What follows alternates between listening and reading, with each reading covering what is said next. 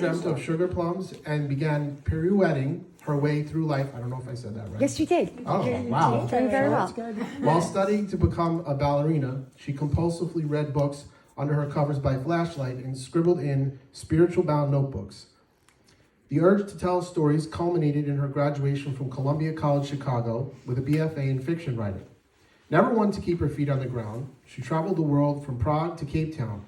Once settled back in Queens, she dabbled in journalism before working as an editorial assistant for a medical publisher. Seeking a more fulfilling career, she earned her MAT from Queens College and currently works as an English teacher in an alternative program in New York City.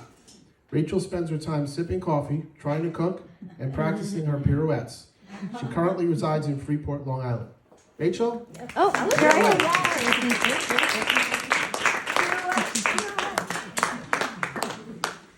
I definitely won't depress you, I hope.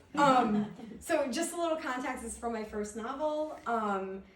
And Daniela's entire life has completely fallen apart. Yeah, that might be depressing. Okay, but this is the good stuff. So she has reconnected with her brother's best friend, who she kind of maybe definitely has always had a crush on, but he's also a disaster. So they're both a disaster. And this is the end of a birthday celebration, so they might have all have had a little too much to drink. Time passes in a bar like a time capsule, a black hole. No way to tell if the sun is out or the stars. I'd had like 6 vodkas by then and a zillion fireball shots. I was drunk. Real talk, I didn't know how I was still standing. My friends were tapping out, but I wanted one more dance, especially as the lure of the piano trickled in the background. I caught Vincent's eye and smiled before I reached out and tugged on his wrist. He was a little blurry, but I could still make out his quizzical look. I wondered why he wasn't out with his wife, and why Jerry made a point to tell me to stay away. Dance with me. I tilted my head to the side like a puppy, hair swishing over my forehead. My fingers slipped into his small, soft hand with tiny bones, meaning harsh, calloused worker hand, sturdy and strong, covering mine with security. You don't want to see me dance. Vin gently removed his hand from mine, fingertips sliding gracefully from my grasp. Please? I dragged a fingertip over his palm, through his lifeline. I just wanted to touch him. An internal need to be close by, feeling what my hands felt like against his body. This urge, mixed with a copious amount of alcohol, wasn't helping. When I was sober, I wasn't touchy-feely at all, but after tossing back shots, I relished human contact. He averted my eyes before he licked his lips. Last call, kids, Vess said. Better drop a shot on the bar. None for me, I asked, through the haze of too much booze, and Vin smiled. You're done. Vinny took the shot in one gulp. I pouted, fingers swirling in a circle against his wrist. He smirked, looking at me with hazy bedroom eyes. You take another shot, and I'll be carrying you out of here. Vin removed my hand from his wrist and stood up. Good call. I bit my lip as I gazed up at him. Are you leaving? I didn't want him to go. Not now. Didn't you want to dance?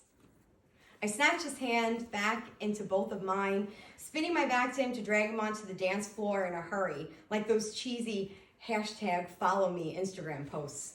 The sound of the piano steadily rose, filling the bar with a calming, sad whimsy. I love this song.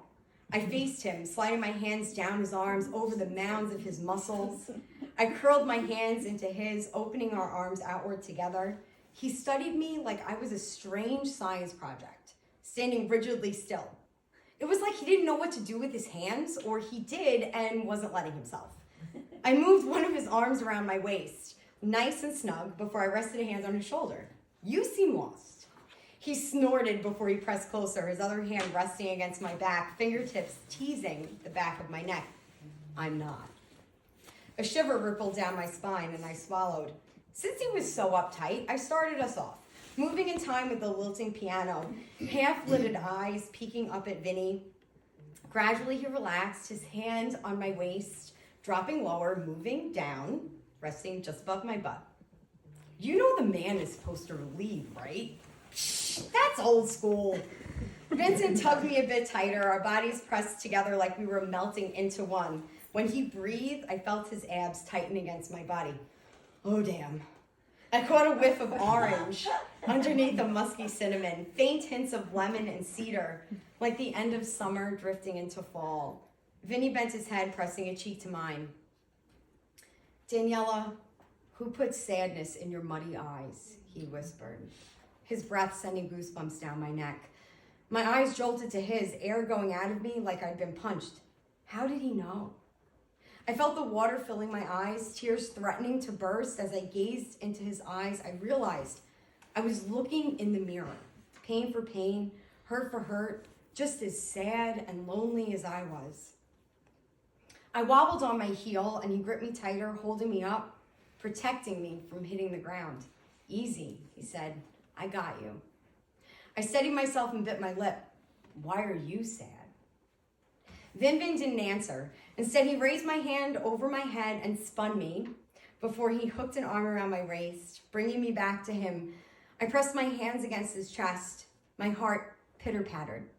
I craned my neck for him. His lips were inches from mine, and I could feel his breath against them. Oh, shit. Was he gonna kiss me? No way. He was married. This was not how a married man behaved. I had to get out of there. Internal screaming, panic retreat. I shrugged out of his hold like a snail retreating into its shell. He stepped back from me, shoving his hands into his pockets. See you around, Vin. I didn't wait for a response as I grabbed my bag off my brother's chair and flung myself out into the early morning. It was still blackout.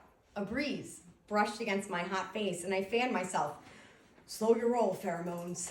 Make haste for home. This is not happening. Nope. Forget you danced with Vin with the pretty eyes, hot bod, and strong hands.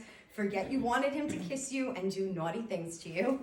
One foot in front of the other, down to the corner, wait for the light, hurry up car, make the left turn, thank you.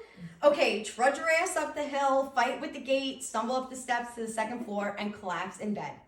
Clothes still on.